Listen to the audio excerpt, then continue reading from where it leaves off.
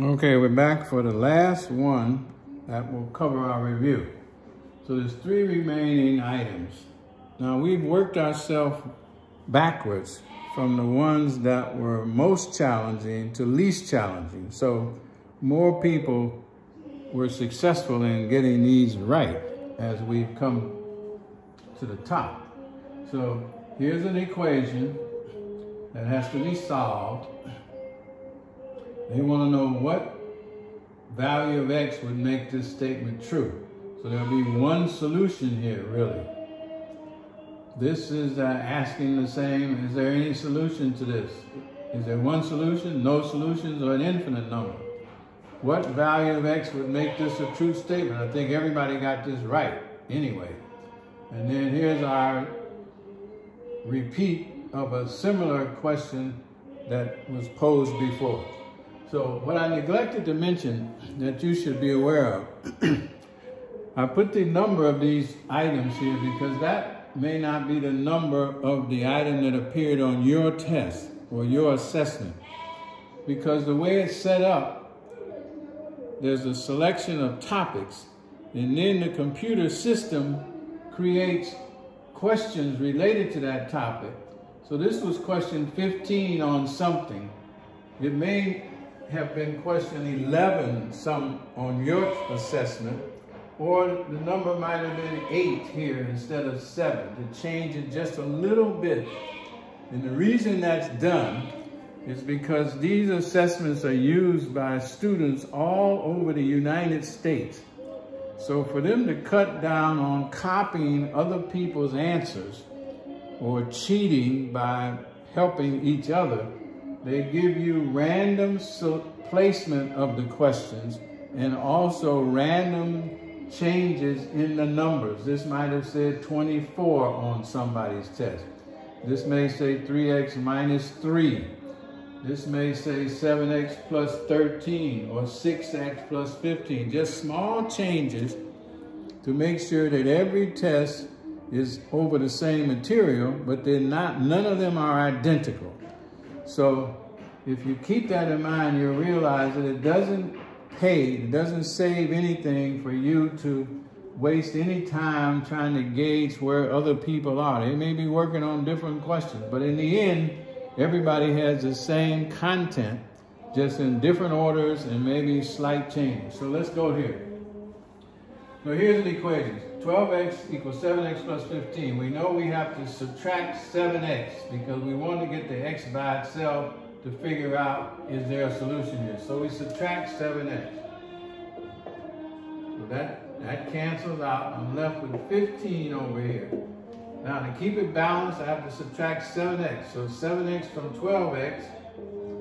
Now I'm writing it out, but you can see that's 5x.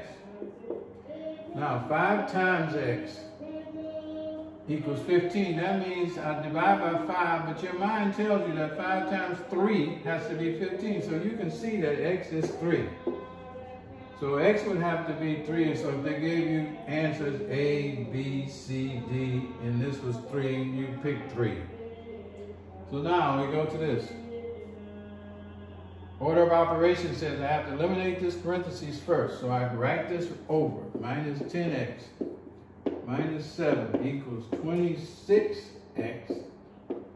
Now 6 times 6, negative times 6 is negative 36x. Negative 36x.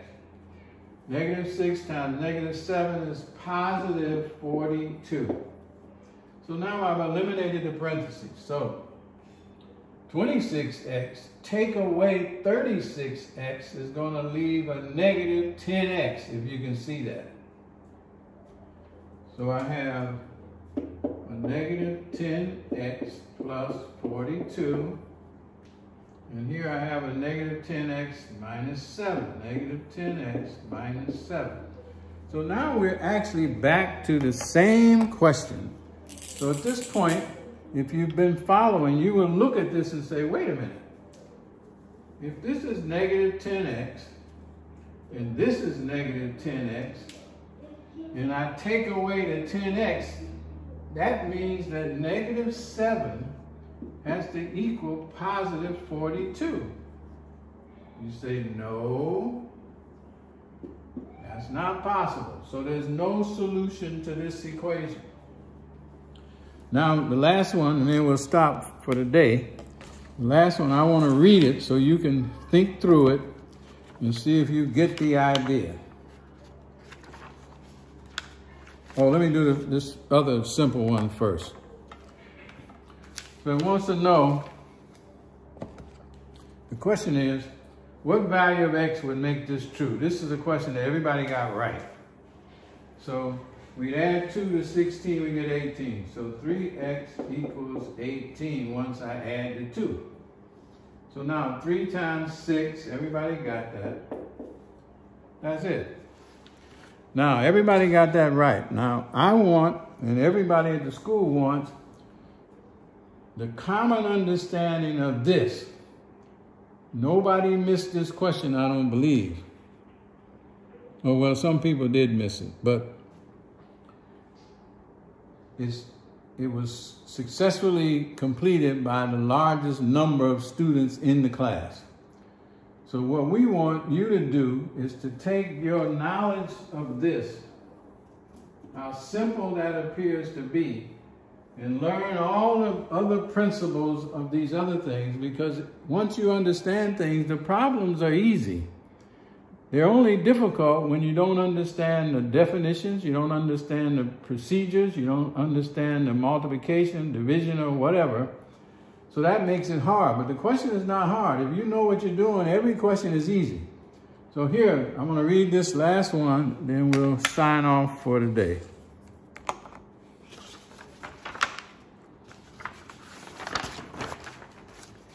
It says triangle, now of course mine is not drawn as neat as the one that's on the paper, but it says triangle PQR, right here, is similar, that word should be a giveaway, is similar to triangle XYZ. So without me telling you, you already know what similar means. So now I'm going to repeat it again just so you hear it over and over and over. Similar means the same shape but different size. Similar. Same shape, but different size. Now, I'll contrast that with the word congruent. Congruent means same shape and same size. Similar, same shape, different size. Congruent, same shape, same size. So now, here's their question. Which statement is true? Now you already know, I don't care what the statements are, but you should know already that if the question is asking me about the slope of this line right here and the slope of the line right there, you already know that's the same. So if they ask you, if that's one of the answers, you know that answer is true, even if it's not the question. So now here's the questions. The slope of PR, which is right here, is equal to the slope of YZ. There's no slope of YZ.